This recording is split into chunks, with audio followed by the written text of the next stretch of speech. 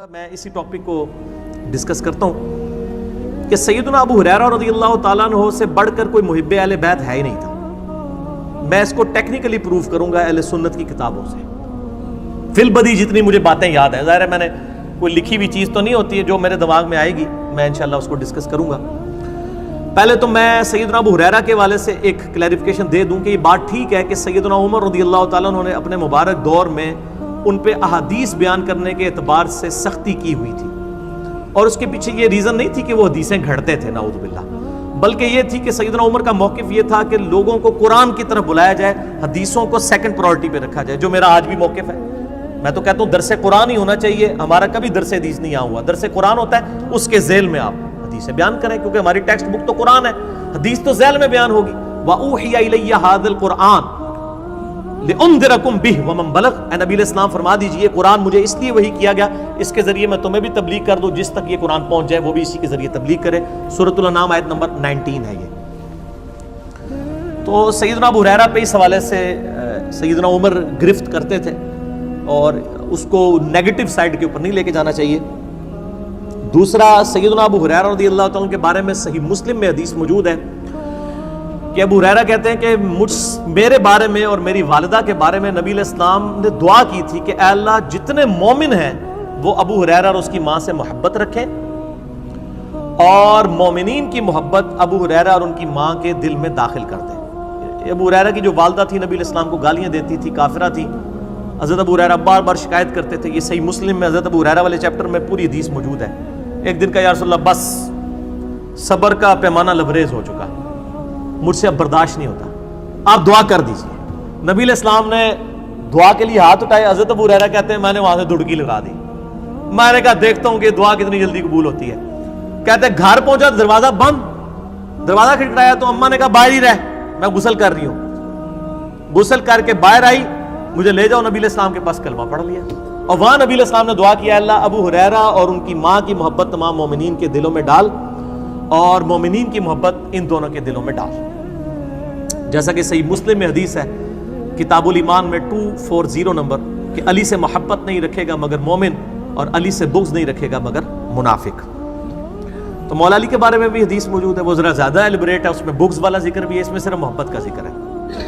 تو اس لیے سیدنا ابو ہریرہ رضی اللہ تعالیٰ کے اوپر جتنے حملے منکرین حدیث کرتے ہیں یا رافضیوں کی طرف سے ہوتے ہیں، ان کو میں یعنی دعوت اصلاح دوں گا کہ وہ اپنے ایمان کی فکر اس حوالے سے کریں۔ باقی یہ بالکل جھوٹا الزام ہے کہ سیدنا ابو ہریرہ جو ہے وہ بغض اہل بیت رکھنے والے تھے۔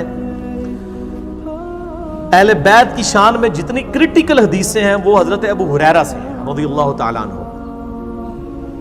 مثلاً صحیح مسلم میں ایک حدیث ہے حضرت علی کے فضائل والے چیپٹر میں، وہ میں آپ کو حدیث کا نمبر اب بتا ہی دیتا ہوں، بائی چانس میں نے کھول ہی لیا ہے۔ ہاں یہ حدیث جو ہے وہ صحیح بخاری کے اندر موجود ہے 3701، اور مسلم شریف کا جو طریق ہے نا، دو طرق ہیں 6222 اور 6223، یعنی 6222 اور 6223، یہ حضرت ابو ہریرہ سے ہے۔ اتنی کریٹیکل حدیث مولا علی کی شان میں حضرت ابو ہریرہ رضی اللہ تعالیٰ کہتے ہیں کہ نبی علیہ السلام نے غزوہ خیبر کے دن ارشاد فرمایا آج میں اس شخص کے ہاتھ میں جھنڈا دوں گا جو اللہ اور اس کے رسول سے محبت کرتا ہے اور اللہ اور اس کا رسول اس سے محبت کرتے ہیں۔ اور حضرت ابو ہریرہ کہتے ہیں، حضرت ابو ہریرہ اسپیشلی اس حدیث کے ساتھ، ابو ہریرہ کہتے ہیں کہ میں نے عمر بن خطاب سے سنا کہ وہ کہا کرتے تھے کہ مجھے اس دن سے پہلے کبھی بھی یہ تمنا نہیں ہوئی کہ نبی علیہ السلام میرے سپرد کوئی قیادت کریں سوائے غزوہ خیبر کے۔ ساری رات میں اس امید میں گزاری کہ نبی علیہ السلام مجھے وہ جھنڈا دیں، لیکن نبی علیہ السلام نے علی کو بلوایا اور انہیں جھنڈا دیا، اور پھر روانہ کر کے ان کے لیے دعا فرمائی۔ تو یہ حضرت ابو ہریرہ نے حضرت عمر کا قول نقل کیا ہے کہ حضرت علی پر رشک کرتے تھے حضرت عمر، اور کون نقل کر رہا ہے؟ حضرت ابو ہریرہ۔ تو بغض اہل بیت کیسے ہو سکتا ہے؟ اہل سنت کے یہاں ایک وہ جعلی روایت تاریخ کی کتابوں میں ہے کہ حضرت ابو بکر کی نیکیوں پہ حضرت عمر رشک کرتے تھے، وہ جھوٹی روایت ہے۔ شیخ البانی، شیخ زبیر علی صاحب دونوں کہتے ہیں یہ گھڑی ہوئی روایت ہے، اور ہماری کسی مین سٹریم کی کتاب میں نہیں، تاریخ بغداد میں ہے، مشکات میں بھی تحکیم تیسری جلد کے اندر شیخ زبیر صاحب نے بھی کی ہوئی ہے۔ جعلی روایت پبلک کے اندر مشہور ہے، اور کئی میں نے اہل سنت کے بڑے بڑے علماء کو، بریلوی، دیوبندی، اہل حدیث، تینوں گروہوں کے علماء کو حدیث بیان کرتے ہوئے سنا ہے، لیکن یہ حدیث میں نے آج تک کسی کو بیان کرتے ہوئے نہیں سنی۔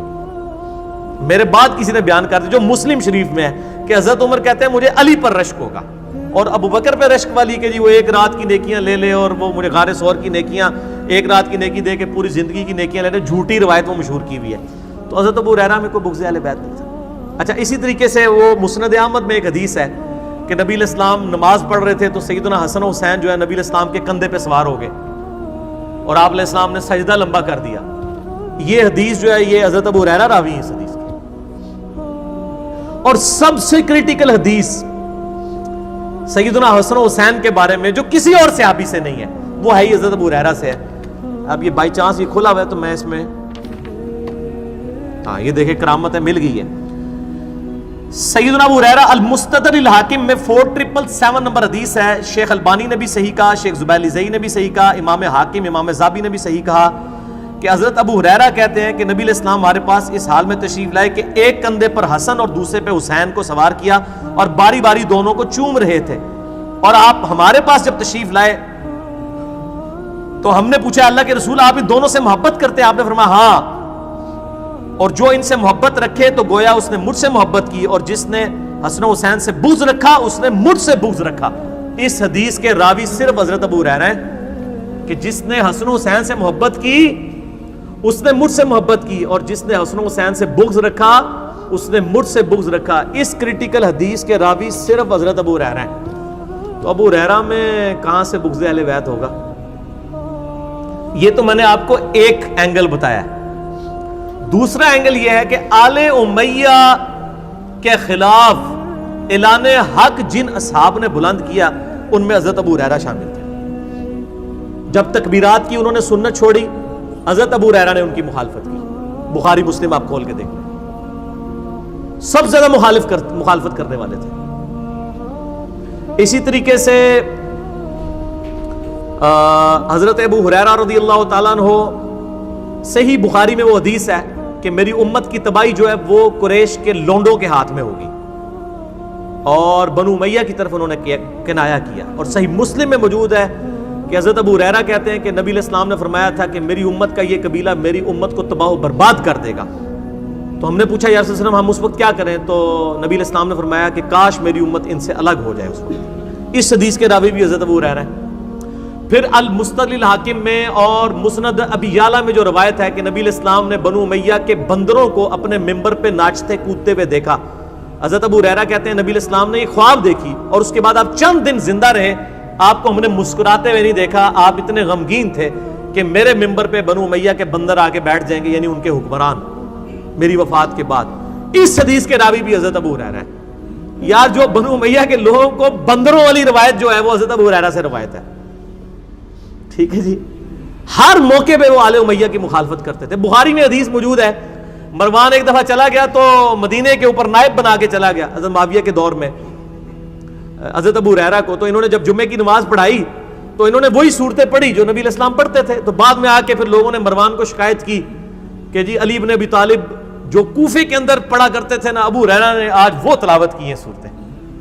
تو مروان نے بلا کے حضرت ابو ہریرہ سے کہا کہ تم نے وہ علی والی صورتیں، انہوں نے کہا علی والی نہیں ہے، وہ نبی والی ہیں۔